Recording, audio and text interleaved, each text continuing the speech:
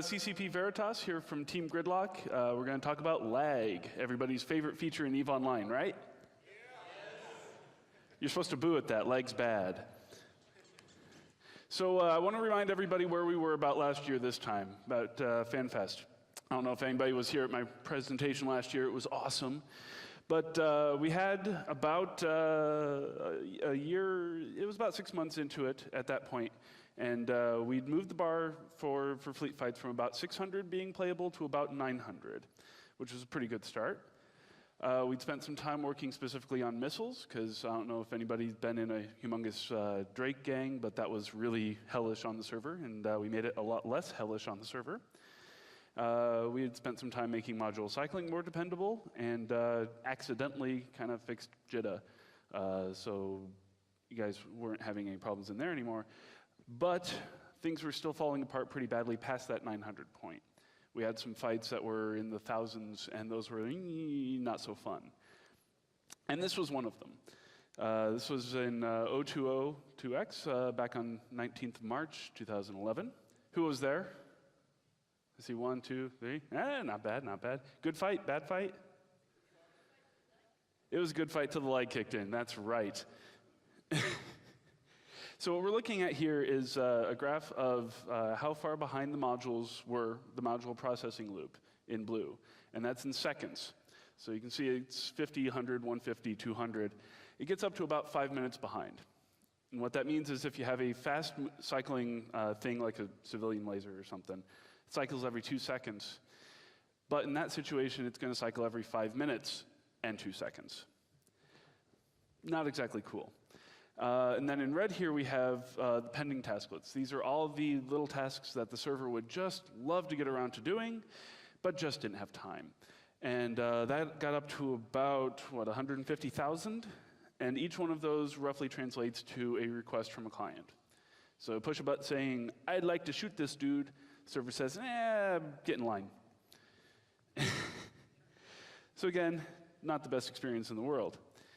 And this is a graph I showed last year as well. This is roughly how long those tasklets were waiting to be processed in pretty volcano colors. And at the extreme there, the little arrow, those dudes were waiting for about an hour and a half. So that's a request to like log out or shoot somebody or something like that, and it just sat there waiting for a while. And that's not cool. But I want to go real quick about how that came about. And because this is an interesting war story. The thing that was causing that was fetching names of people in chat channels. So the server that was responsible for seeing where your ship was and saying who shot who was also responsible for telling you the little names in the chat window. And it was doing so during the session change. So you're jumping in, the new server says, I need to tell this dude all of his names. And it would wait until the end of that to complete the change. So it would queue those up. We'd get 10 people jump in, each of them have 10 names, so now the server has 100 names I need to go get from the database. And I was going to do those 10 at a time. So I'd go ask the database, hey, who's these 10 dudes? All right, cool, now those 10 dudes. And while it was busy doing that, because again, it was overloaded, and all those requests had to go back into that queue as well, we'd get another 10 people jumping in with another 10 things, and another 10 people jumping in with another 10 things, and you can't do any processing while you're waiting for a session change. Just the way things are architected, that's how it works. So that's why we had, and going back through my cool animation, that's why we had these things waiting for so long. They were waiting for frickin' names in chat. It just goes to show you that you can guess all you like. You never know what causes lag until you actually just go analyze it. But this was fixed very shortly after FanFest, like 1 month after we deployed it, in 3 different ways, because fixing it once is never good enough. We now fetch these things 200 at a time, not as a part of the session change, and from a different server entirely. So it's just not even close to being a problem anymore. Little war story. It's fun times.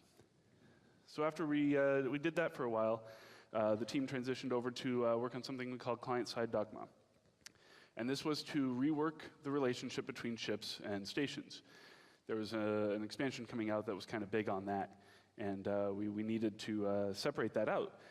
Before this, when you were in a station, you were still in your ship. The ship was in the station and you were in the ship, but now you were going to be in the station.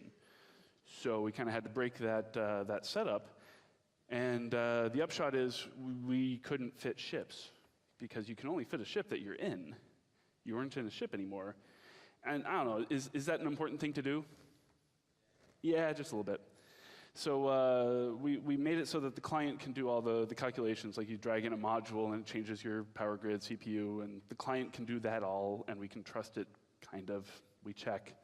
So you people who think you can get away with it, you can't. But the upshot is, we could do Incarnate, but we could also allow you to change your ship in station without doing a session change. Is that popular? Hell yeah! That's good shit. And then after that, we went back and looked at the server, looked at where we were. We were about 900,000 player fights, doing pretty good. It was time to start looking at graceful degradation. And we have to solve this because EVE is a single-sharded game. You're all on the same server. And we really don't like to limit where you can go. If everybody on Tranquility really just wants to get into a humongous fight somewhere, great. That's just fabulous. We don't want to limit that. And so we're in this problem where we have people who want to get into 2,000, 3,000 player fights, and we have to support that. And we can probably get there doing regular optimization, but it's in our interest to make it so that whatever the limit is, if we go over that, the game fails gracefully. And the way we did that was by slowing down time.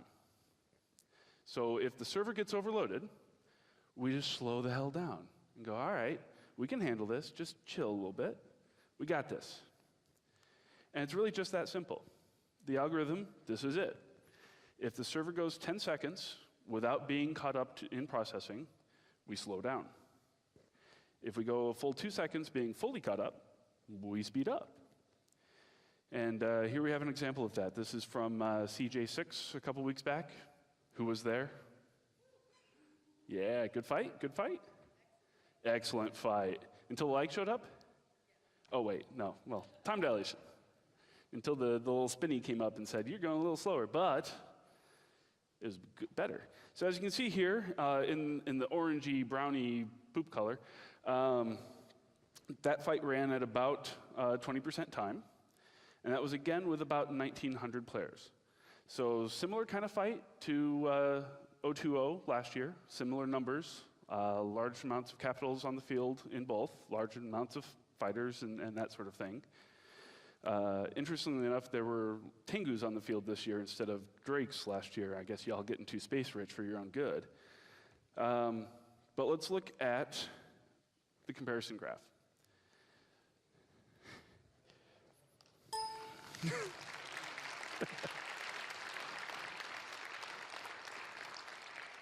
So this is on the same scale, same kind of fight, and it was responsive. Hot damn. Oh, shit, we're all dead. So I asked some of my special friends, the FCs from that fight, if they would say some words about time dilation and how it changes their experience. Unfortunately, the guy from AAA couldn't be there because he was busy playing EVE. But, words. Oh, now it decides to work, all right. In the past, we've brought a bunch of caps into places where we've just black screened before nothing happened. But this time, it kind of works. It is frustrating because it feels like it's really in slow motion and you can't get out of it. But then when you realize that the alternative is black screening and dying alone in the cold for 4 hours, then you kind of get a little bit of appreciation for the tie-dye. That's Elise from Pandemic Legion. He knows all about black screening and dying alone in the cold.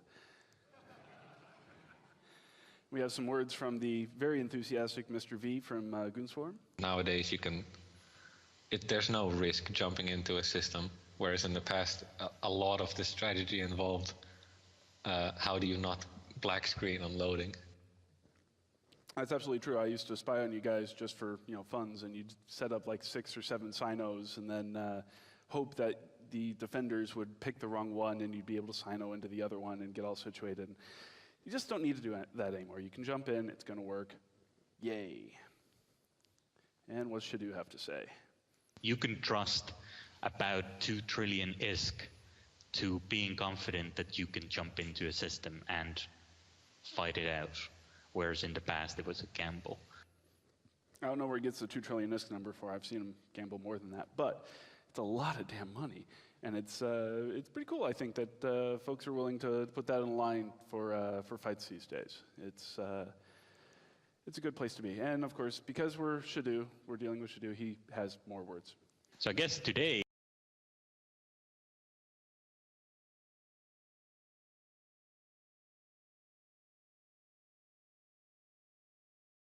I mean, we're probing out crashers or whatnot. You play the game just as you would, no matter of the numbers, which is really good. Thank you, Shadoo. I apologize, Shadoo, if I got the translation wrong. I think you said bombers and not bammers, but I don't know. Maybe you like Alabama. Yeah, so it's working pretty well. So what's up next for the next year? Because the server's in pretty good shape there. You see he's chilling out on the beach, getting some Mai Tais or whatnot. So we're moving on. We're going to look at the client for a little bit and get the client in better shape. So our main goals there are to reduce the heavy load, or the load in large engagements. This is your fleet fights, things like that. The frame rate's just a bit lower than we'd prefer.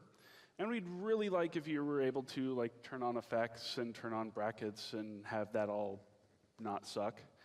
So we're looking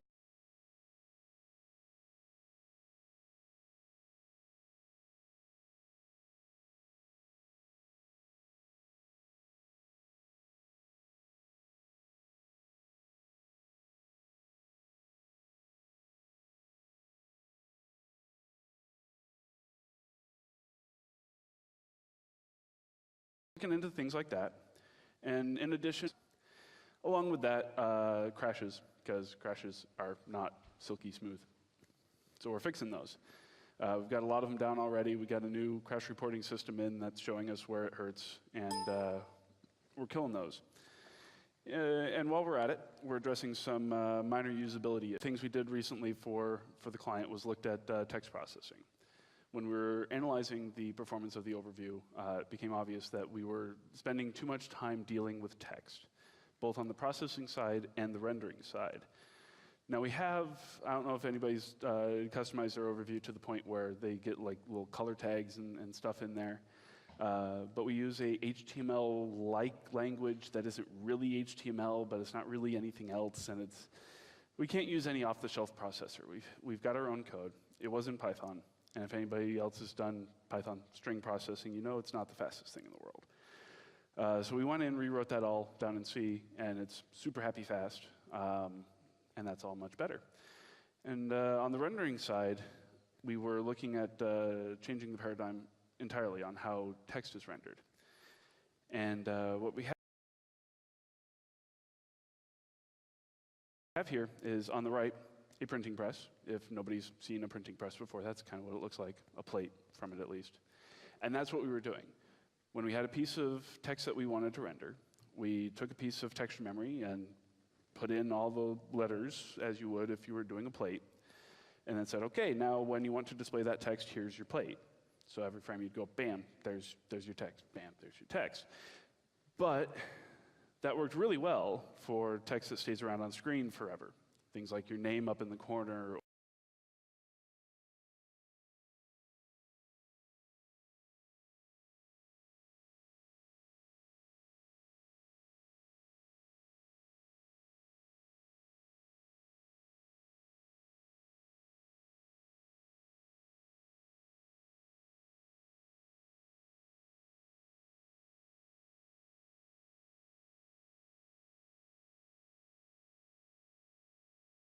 Or the system name. So it's a lot faster, and faster is better. And there's an example of how exactly it's better. On the left here we have before. So this was with the old overview code and the old text rendering. And what we're looking at vertically is how much time we spent in the frame, up to about 150 milliseconds at the worst. And this was with about, I think, 250 items in the overview.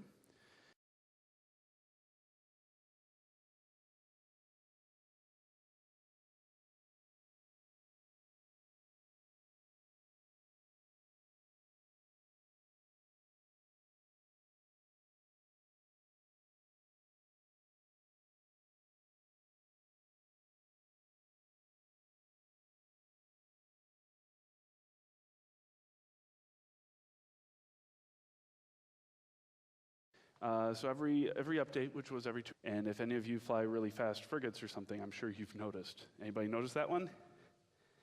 All right, there's the frigate pilots.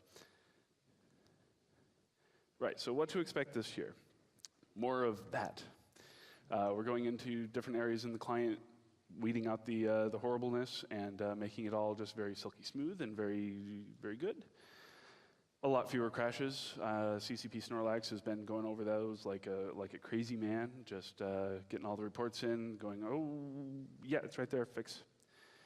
And just generally a smoother experience in the client. As well, we're hoping to bring down the memory usage of the client, which I believe is a major barrier between running more of them. So hopefully by the end of the year, y'all will be able to multi-box a whole lot better. And who doesn't like multi-boxing? You don't like multi-boxing? No, who does? Hell yeah, more of that. I run 3 myself, it's good stuff. But we're not quite done with the server. It's in a pretty good place, but pretty good isn't good enough. So we have a couple projects on the plate for making it even better. And the first one I want to talk about is called Brain in a Box. This is to do with all of your skills in your brain and how they work. And the way you notice it in the game is through jumping and undocking, and these things are very expensive on the server, including switching ships, voluntarily or otherwise. And it takes a lot of processing. If you're jumping around 500 dudes, if anybody here's been doing that, you know that it kicks in time dilation pretty heavily. And a vast majority of that load is tearing down all the skills in your brain and bringing them back up. And that's really wasteful and not cool at all. So we're going to put them all in a box. Another server is going to take all the stuff in your brain, boil it down. Well, not boil it down, that's a bad image. Wrap it gently in foil, there we go, and put it in a nice blue box. And then the server that's dealing with your spaceship just has to deal with that box instead of your brain full of books and all this crazy stuff. So that should be pretty cool. That should solve the problem of jumping around large numbers of people and make fleet movements a lot better. And the second one we want to tackle is called Destiny Dispatcher. Now, a significant amount of time in large fights is spent telling everybody about everything that happened. So what we have here is a good example of what we call an n-squared behavior, where we have n number of things happening and about n number of people to tell about it. So we have this situation where every additional ship is more than just a small amount more load. It's a small amount more load, plus we need to tell everybody else about everything he does. So it grows more than just linearly, and that's not fun. It's really unavoidable. I mean, if you're sitting in a fight, you kind of need to see what's going on. That's not optional. And it scales poorly, like I said. As it goes up, this becomes very, very dominant. But the saving grace is that this is a prime candidate for multi-threading, which is something that the Eve servers don't do yet, but I'm hoping this will be a great pilot project for that so we can make use of more modern multi-core architectures. I'm sure everybody has a multi-core machine sitting on their desk. Our servers are obviously multi-core. We need to use it better, and this will do that. So that's all I've got. If anybody has questions, I've got a lovely, attractive mic runner here, CCP master plan. If we can bring up the lights so nobody dies. Fantastic. We got this mic.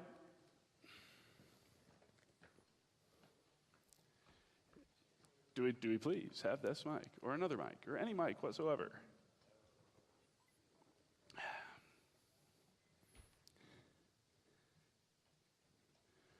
Da, da, da, da, da. Flip the switch, master plan, geez.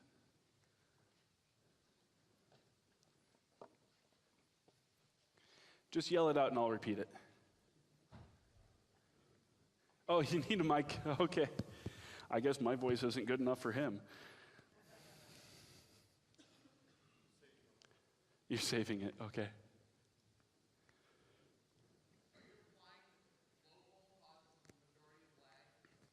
Am I implying that local causes a majority of lag? No, God, no. It caused certain problems with the client just because that was a lot of text coming in really fast if you actually, had local up when the goons were in system. Yeah, no, you're not. Don't lie to me. But server side, I mean, that's just dealing with shoving small amounts of text around. That's nothing compared to like a Tengu fleet shooting a missile every 4 seconds. That's just not even close. Anybody else want to yell one out?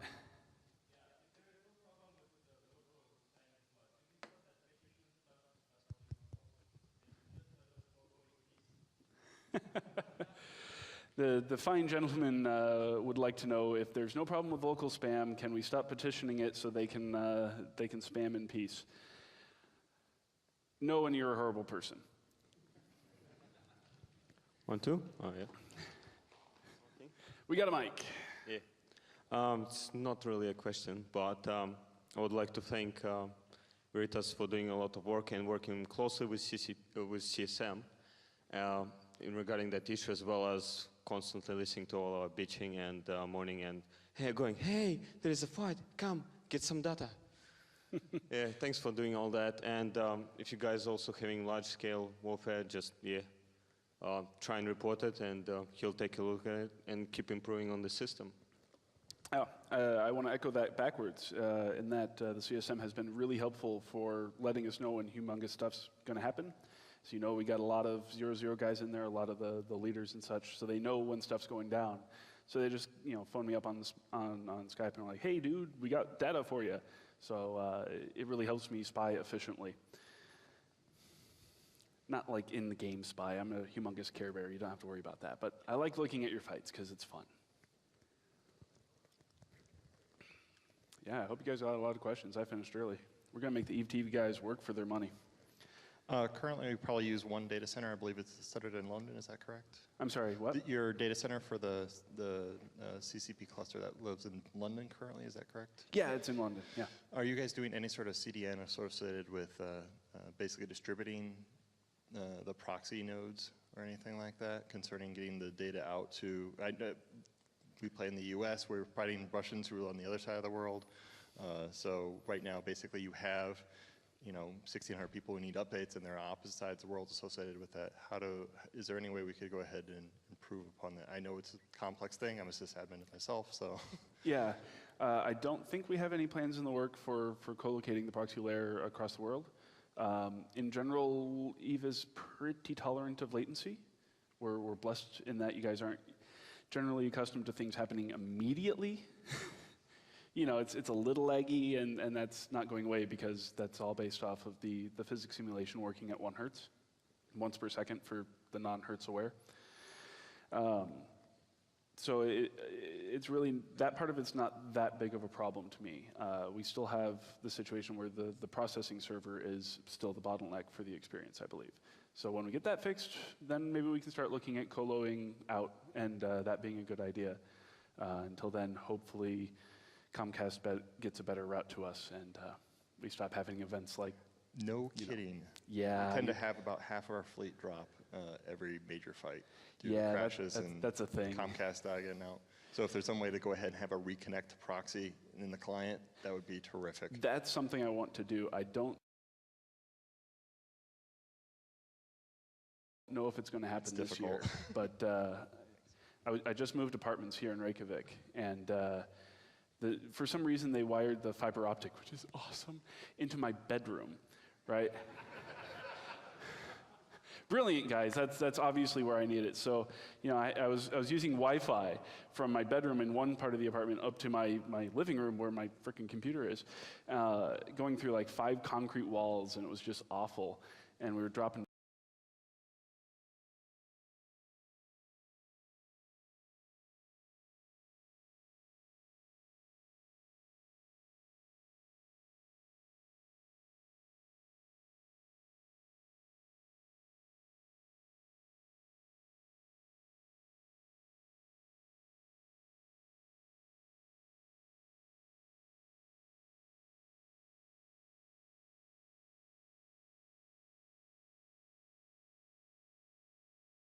Guys log in again.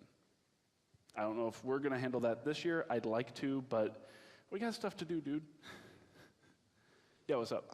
My question is, what are you going to do to make time dilation more fine-grained? Because when we are on a like 30 people room and some faggots are blobbing like 10 jumps away, it's not really pleasant. Yeah, absolutely. And that comes down to time dilation being at the machine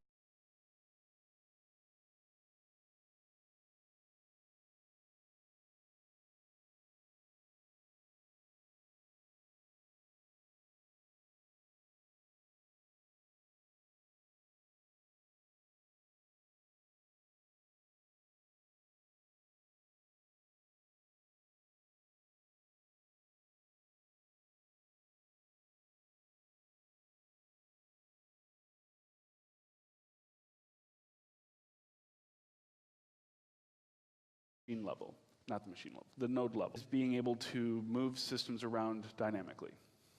Right now, we can take a solar system and move it to a different node. We just have to disconnect everybody.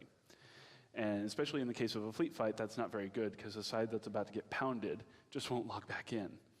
And that sucks. We like it when you guys kill each other. So there is some work we can do to make it so we can take the affected solar system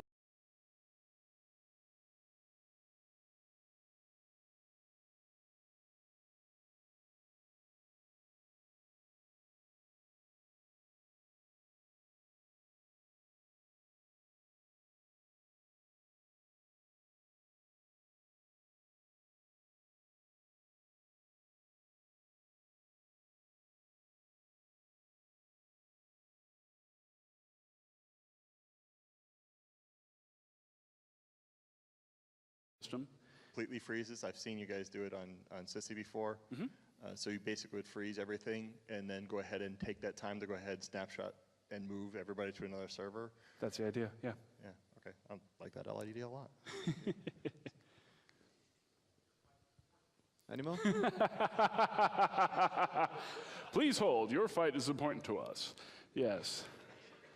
Maybe I'll do the voice acting for that. Do you want hold music? Oh, God. Some smooth jazz, maybe?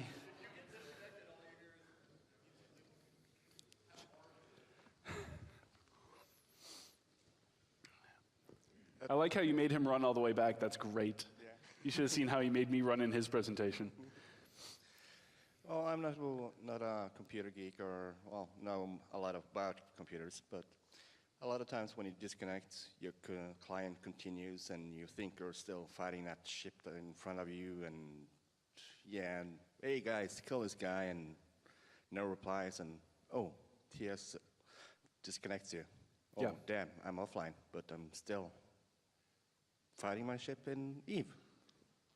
I'm sorry, what was that last part? Well, when you disconnect, it often takes a very long time before you actually notice in-game that you're disconnected. Your client doesn't close down. Yeah, there's pretty much nothing right about how we handle disconnects. I'm just putting that out there. You're right, it takes a long time for essentially we're waiting for the transport layer to give up. Right, so it's trying, and in really obtuse cases, it can try for a very long time, and we are doing a poor job of telling you that that's happening. So we should do better. You're absolutely right. I should get a piece of paper and note this down. Good thing that there's a video.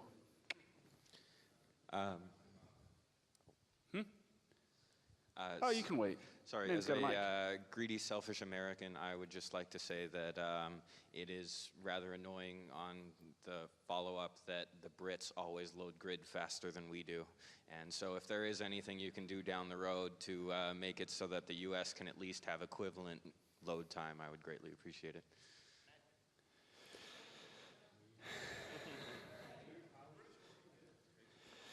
Well, I mean, as an American expat, I have sympathy, but, you know, it's a global world, man. You know, deal with it.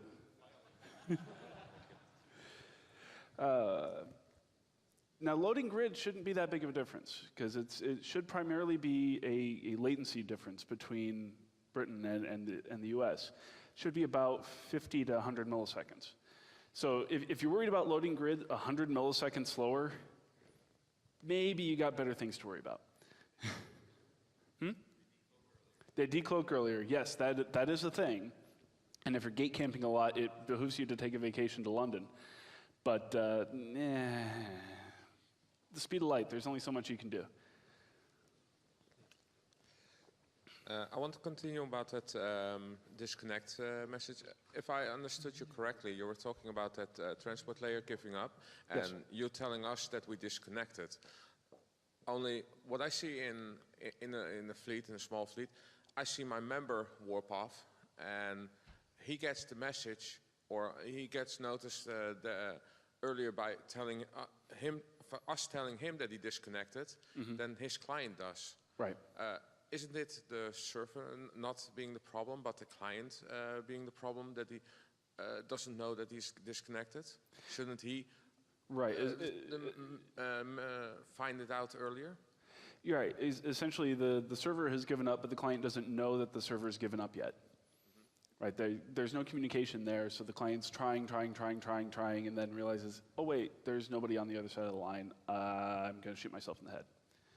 So isn't it basically a simple thing of shortening that time, until it says, okay, I'm quitting? If we shorten that time, then I would expect that we'd have more actual disconnects, because that trying sometimes works, right? Sometimes there is just a hiccup, and the retry will eventually work. If we give up sooner, then we disconnect sooner. Yeah, but sometimes it's more than 2 minutes, and that's quite a lot of time. Yeah, there's a whole lot of things that depend on this. There really is no simple answer here. TCP is whack. Okay, thank you. Yeah. Excuse me, can I get this? A CDP. Yeah, TCP's good, dude. There isn't a simple answer. Oh shit! You We got a just- badass here. When the client is trying to connect, you can have a simple up, and it's trying to connect. Oh yeah, as far as feedback's concerned. Like a cable disconnecting. Yeah. No, like to get feedback in, that's not too bad. But to actually fix the underlying problem is not simple. Oh, the man with words. Oh, cool. He's passing the mic. Thanks, bro. Oh, it's Robert. What's up, Robert? Well, actually, I was going to say pretty much the same thing as the previous gentleman, which is that, for example, I play on the Mac client, and the Mac client never gives up. It just, it's a the champion, little man. client that can't, and it just, and literally, it will just hang there for hours waiting to try and to connect to the server, and if somebody doesn't tell you, you will just wonder why nobody's talking to you anymore in the game. It would be really helpful if there was just a little indicator that popped up when it had been like 5 or 10 seconds since the last valid packet came in that Right. let you know, it has been like 37 seconds since your last valid packet, and then we would know and we could quit the game manually. Right. Absolutely. Linux is pretty good. All right, so Linux is awesome, and Windows is less awesome, and Mac So that's the sucks. menu. Don't hurt me, people. Yeah, no. So there is a problem with that, of course, Robert, because we had thought about that, in that the way specifically the physics system is set up, you can go many, many seconds without hearing from the server. If there's no changes, everything's just working out, playing out as it should, then nothing actually happens. The case that comes to mind is like mining, right? You push the button to mine, nothing happens for a while, and there's really absolutely no traffic. And it's legitimately no traffic. And I'm so happy that there's no traffic because it means there's no load. And no load is the best load. Even that, it's more complicated, right? We would have to do some kind of heartbeat daemon, something like that, which we could totally do.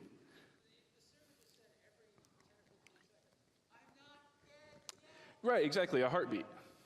But you know, it's something we would have to do, and there would be some cost associated with that. And I'm just saying it's not that simple. There are some complicating factors. But that, if we had a CDN to do heartbeats, then we would need that, and you know, things, right? Stuff to do. I got some. Up top. Yep. Are there any gameplay gameplay features that are usually performance constrained, like area of effects, and or getting command ship on the grid instead of having them wherever in the game that you're working on? I can normally understand you fine, but I'm having real trouble right now with the echo. Okay, so I'm saying again.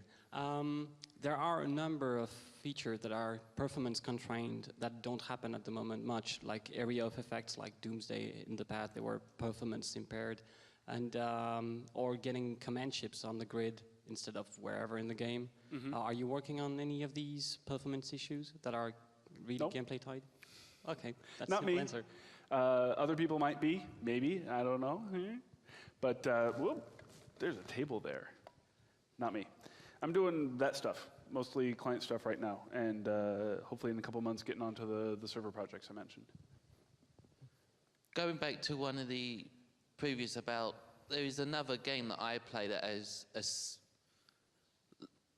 when the server potentially crashes or desyncs, the client has a 30-second countdown, which is displayed in red on one of the corners, and then automatically closes if no responses happen during that time. If it comes back, it comes back. The game starts as you last left it, in a sense.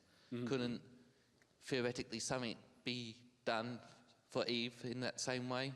Yeah, in the similar kind of like call response, like I think you might be dead. Are you dead? Yeah, that's. Well, heartbeat, and then it just checks if it's not received something in 30 seconds. Client auto closes. Says if it receives something, it carries on where it left off. Yeah, absolutely. Yeah, it'd be something like that. Yeah, STO. Okay. I think we got time for about 2 more.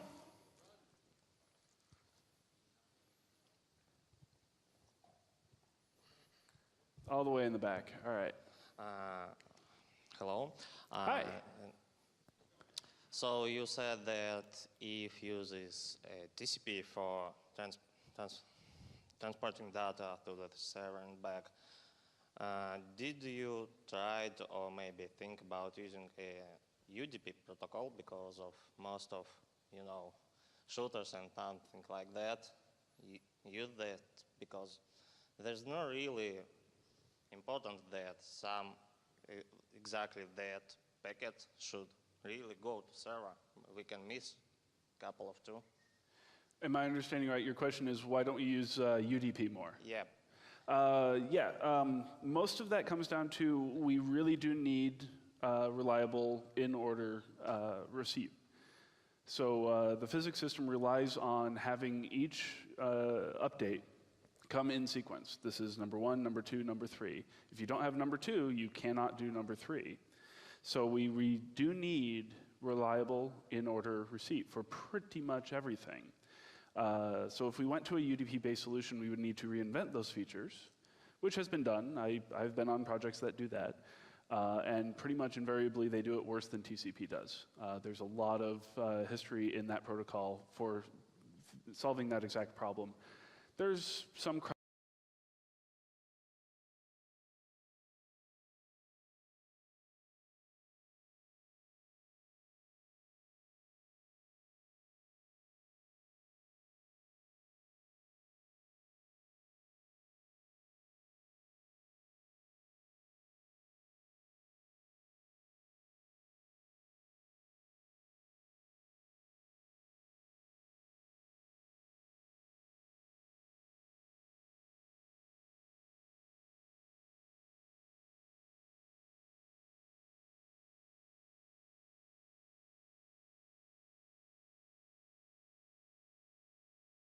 stuff that comes along with it, but I'll do it.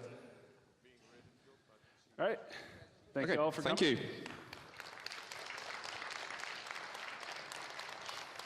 Oh, piece of paper. Sweet.